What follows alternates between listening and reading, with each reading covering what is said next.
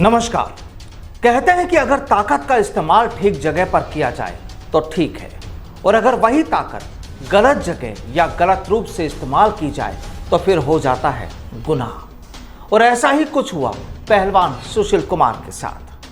पहलवान सुशील कुमार को लेकर आज कुछ उन बातों से आपको रूबरू कराएंगे जिन्हें जानकर आप हैरान हो जाएंगे। आज हम बात करेंगे सुशील की उन कारगुजारियों की जिसके बाद उसके फैन भी जाहिर है निराश हो सकते हैं। तस्वीरें कई हैं और अब हम बात करेंगे उन पर सिलसिलेवार। अब हम आगे बढ़े उससे पहले ये तो आप जानते ही हैं कि सुशील कुमार को कोर्ट ने 4 दिन के पुलिस रिमांड पर सौंप दिया है। शनिवार को इसे कोर्ट में पेश किया गया, जहां से 7 दिन की बजाय पुलिस को उसे 4 दिनों के लिए हैंडओवर किया गया है, यानी रिमांड पर। इससे पहले गिरफ्तारी के बाद सुशील को 6 दिन के रिमांड पर भेजा गया था। अब पहले बात उन 6 दिनों की कि आखिर उन 6 दिनों में दिल्ली पुलिस की क्या थी कार्रवाई। दरअसल खबरें हैं कि सागर धनखड़ हत्या मामले की जांच कर रही दिल्ली पुलिस की क्राइम ब्रांच पहलवान सुशील कुमार को अपनी तफ्तीश के लिए पंजाब के भटिंडा और हरियाणा के झज्जर के असोदा गांव ले गई थी। पुलिस सूत्रों का कहना है कि फरारी के दौरान सुशील ने 5 दिन भटिंडा में एक अखाड़े में गुजारे थे। इस अखाड़े का नाम हनुमान अखाड़ा बताया जाता है। अब इस मामले में एक खुलासा और वो ये कि अगर जांच कर रहे अधिकारियों की बात पर यकीन किया जाए तो इस झगड़े की स्क्रिप्ट को मार्च महीने में ही तैयार कर लिया गया था, यानी करीब 2-3 महीने पहले। दरअसल इस पूरी वारदात में अजय बक्करवाला और सोनू महाल का नाम खास तौर पर सामने आ रहा है। सूत्रों के मुताबिक सुशील के बेहद करीबी अजय ने अपनी दुश्मनी का बदला लेने के लिए उसकी ताकत का इस्तेमाल किया। लेकिन अब सवाल ये कि आखिर अजय की सोनू और सागर के साथ दुश्मनी की वजह क्या थी, वो भी आपको बता देते हैं। दरअसल सागर हत्याकांड में जिस विवादित फ्लैट को लेकर चर्चाएं हैं, उस फ्लैट में सोनू भी रहता था। मार्च में सोनू महाल का जन्मदिन था, जश्न होना था और इसी जश्न में शरीक होने के लिए सोनू ने अपनी गर्लफ्रेंड को भी बुलवाया था। बताया जाता है कि इसी दौरान नशे में धुत अजय भी वहां पहुंच गया और सोनू और सागर की गैर मौजूदगी में सोनू की गर्लफ्रेंड को भी काफ़ी बुरा भला कहा और धमकियां भी दी गई। अब सोनू जब वहां पहुंचा और उसे इस बात की खबर हुई तो उसने अजय को धमकियां दे डाली। यह सोनू वही है जो काला जठेड़ी का रिश्ते में भांजा है और जिसे सागर हत्याकांड के दौरान पहलवान सुशील कुमार ने बेरहमी से पीटा था। तो सोनू को धमकियां देने के बाद अब अजय सोनू से बदला लेने की प्लानिंग रचने लगा, जिसके बाद अजय सुशील के कान भरने लगा। वह सुशील से कहता कि सागर दूसरे पहलवानों के सामने उसे गाली देता है, वहीं सोनू भी काला जठेड़ी की धमकी देकर उसे मारने की धमकी देता।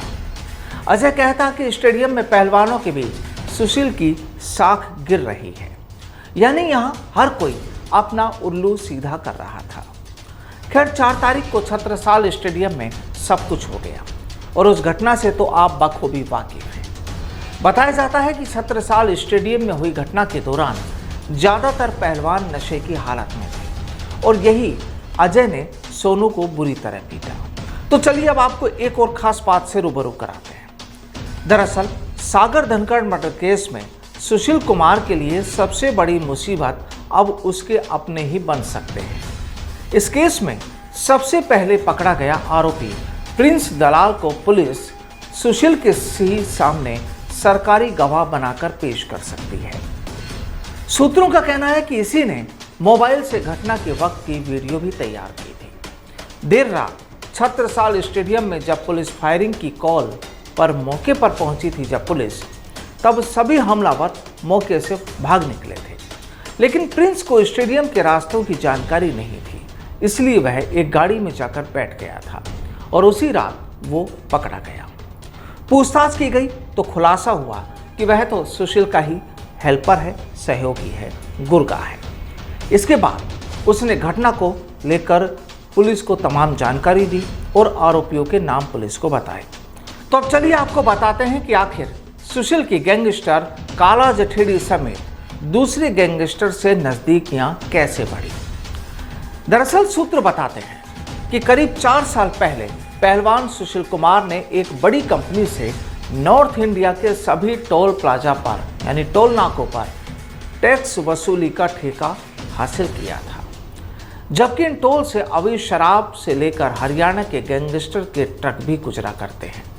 इसके अलावा कारोबारियों से जबरन वसूली करने वाले गैंगस्टर टोल प्लाजा के ठेकेदारों से भी रंगदारी मांगते हैं। इसी बीच सुशील को जब इन टोल प्लाजा का ठेका मिला तो गैंगस्टरों ने उनसे संपर्क किया। बताया जाता है कि गैंगस्टर काला जठेड़ी ने सुशील से रंगदारी तो नहीं मांगी, लेकिन अपने अवैध शराब से लदे ट्रकों को टोल टैक्स से छूट देने की शर्त रखी थी और बस इसी रास्ते से सुशील और काला जठेड़ियों की नज़दीकियां बढ़ गई। यही नहीं, पिछले कुछ सालों में गैंगस्टर संदीप उर्फ काला जठेड़ी का खौफ राजस्थान और हरियाणा के अलावा दिल्ली में भी बढ़ गया। जठेड़ी गैंग इन राज्यों के कारोबारियों से रंगदारी मांगते हैं और कोई मना करता है तो उसके गुर्गे फायरिंग कर दहशत पैदा कर देते हैं। वहीं पुलिस सूत्रों के मुताबिक सुशील से जुड़े लोग डरे सहमे कारोबारी से सेटलमेंट के लिए संपर्क करते हैं और बीच का रास्ता निकाल लिया जाता है। हालांकि पुलिस का दावा है कि 7 लाख रुपए का इनामी गैंगस्टर यानी काला जठेड़ी विदेश भाग गया है। अब एक बात और जो सामने आ रही है और वो ये कि मकोका के तहत जेल में बंद मुंडका का पूर्व विधायक रामवीर शौकीन भी पहलवान रह चुका है और सुशील से उसकी दोस्ती पुरानी है, जबकि रामवीर और बहादुरगढ़ के असोदा गांव का राजू उर्फ काला असोदा रिश्ते में एक दूसरे के भाई लगते हैं, तो नीरज सहरावत उर्फ नीरज बवानिया दोनों का सगा भांजा है। साफ है कि पूर्व विधायक की वजह से सुशील की कई और गैंग के साथ दोस्ती हो गई और फिर चलता रहा सुशील के गुनाह का काला सफर। तो ये थी गैंगस्टर्स के साथ सुशील के काले गुनाह के सफर की वो कहानी जो अब पहलवान सुशील के लिए ही मुसीबत बन चुकी है। नमस्कार।